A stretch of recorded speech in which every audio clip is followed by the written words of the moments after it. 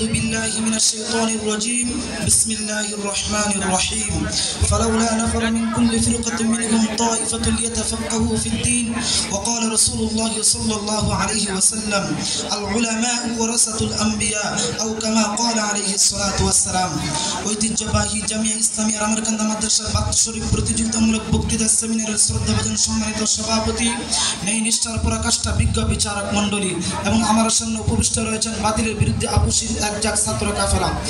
আমি আপনাদের সম্মুখে মুসলিম উম্মাহর ক্রান্তি লগ্ন সুষ্ঠু সমাজ বিনির্মাণে কওমি মাদ্রাসার অবদান নিয়ে সংক্ষিপ্ত চিত্র তুলে ধরার ইরাদা করছি। ওয়া মা তাওফীকি ইল্লা বিল্লাহ। মুহতারাম হাজরিন, কওমি মাদ্রাসা এই নামটি শুধু কয়েকটি ইট পাথরের পাঁচিলের শিক্ষা প্রতিষ্ঠানের নাম নয়, বরং রাসূল সাল্লাল্লাহু আলাইহি ওয়াসাল্লামের ঐশী বাণী মা আনা আলাইহি ওয়া আসহাবির বাস্তব চিত্র। কওমি মাদ্রাসা হচ্ছে রাসূল সাল্লাল্লাহু আলাইহি ওয়াসাল্লামের আদর্শ মানুষ গড়ার কারখানা, যেখান থেকে বিশুদ্ধ ঈমান, আমল, আখলাক শিক্ষা দিয়ে বিশ্বজুড়ে সাপ্লাই করা হয়। হ্যাঁ, আজকের দিনে যদি আমরা দ্বীনের বিজয় ও বাতিলের পরাজয়ের ইতিহাস স্মরণ করি, তখন আমার বলতে হয় এই কওমি মাদ্রাসা মানে একটি নীরব বিপ্লব, যা বাতিলের বিরুদ্ধে লৌহ প্রাচীর আর আল্লাহর দ্বীন প্রতিষ্ঠার এক অবিচল অঙ্গীকার। তাই তো আমরা দেখতে পাই সর্বপ্রথম রাসূল সাল্লাল্লাহু আলাইহি ওয়াসাল্লাম আসহাবুস সুফফা প্রতিষ্ঠা করে তালিম, তরবিয়ত, দাওয়াতের মাধ্যমে এমন কিছু মর্যাদা উজাই সোনার মানুষ তৈরি করেছিলেন, যাদের প্রতি সন্তুষ্ট হয়ে আল্লাহ তাআলা নিজে বলেন রাদিয়াল্লাহু আনহুম ওয়া রাদু আন, যারা সমস্ত মানব জাতির জন্য আদর্শ চরিত্রের প্রতীক, যারা ইলম আমল ও তাকওয়ার উজ্জ্বল প্রদীপ, যারা ঈমান, জিহাদ ও একনিষ্ঠতার জ্বলন্ত মশাল, তারা পৃথিবীর যেই প্রান্তে কদম রেখেছে সেখানে বিজয় তাদের পশ্চিমবঙ্গ করেছে। প্রিয় উপস্থিতি, পর্যায়ক্রমে কওমি মাদ্রাসা নিয়মতান্ত্রিক প্রতিষ্ঠান গড়ে ওঠে উমাইয়া শাসন আমলে এবং সর্বশেষ 1857 সালে যখন ভারতবর্ষের শাসন ক্ষমতা চলে যায় ইংরেজদের হাতে, তখন শুরু হয় মুসলমানদের উপর জুলুম, অত্যাচার, নির্যাতন, স্টিম রুলার আর নির্বিচারে গণহত্যা। গাছে গাছে ঝুলতে থাকে উলামায়ে কেরামদের মৃত লাশ। ঠিক এমন করুণ মুহূর্তে ওই আল্লিমুহুমুল কিতাবের নকশায় রাসূল সাল্লাল্লাহু আলাইহি সাল্লামের নির্দেশে 1866 সালে ভারতের দেওবন্দ নামক স্থানে উম্মুল মাদারিস হিসেবে দারুল উলুম দেওবন্দ মাদ্রাসার ভিত্তি স্থাপন করা হয়।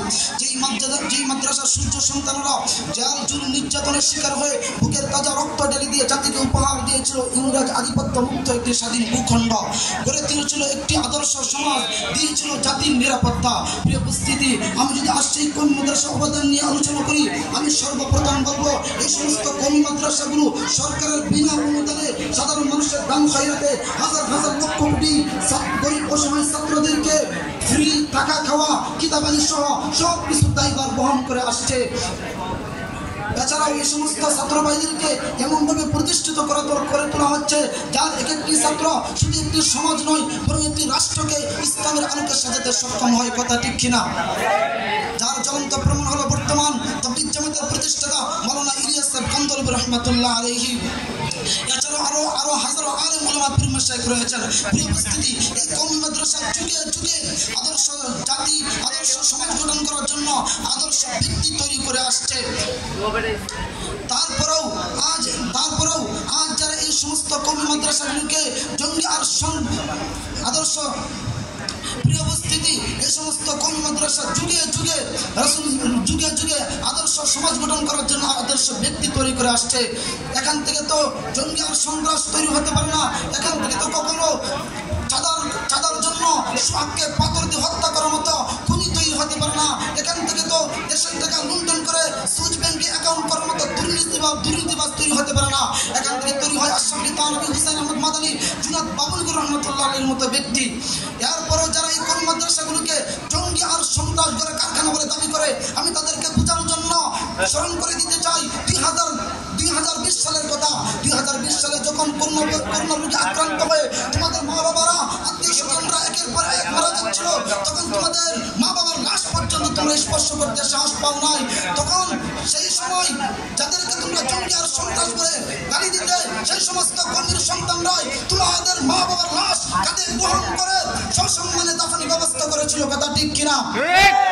এছাড়াও বাংলাদেশের মানুষ যখন সময়ে সময়ে বন্যায় ডুবছিল, এই অসহায় মানুষদের পাশে কে দাঁড়িয়েছিল? একমাত্র এই কওমির সন্তানরাই দাঁড়িয়েছিল। 2013 সালে ছাপড়া চত্বরে নবীর ইজ্জতের সম্মান রক্ষা করার জন্য রক্ত কে দিয়েছিল? এই কওমির সন্তানরাই দিয়েছিল। প্রিয় উপস্থিতি, এই কওমি মাদ্রাসার অবদান বলতে বলতে মুখের ভাষা শেষ হয়ে যাবে, কওমির অবদান বলে শেষ করা যাবে না। এত অবদান থাকার পর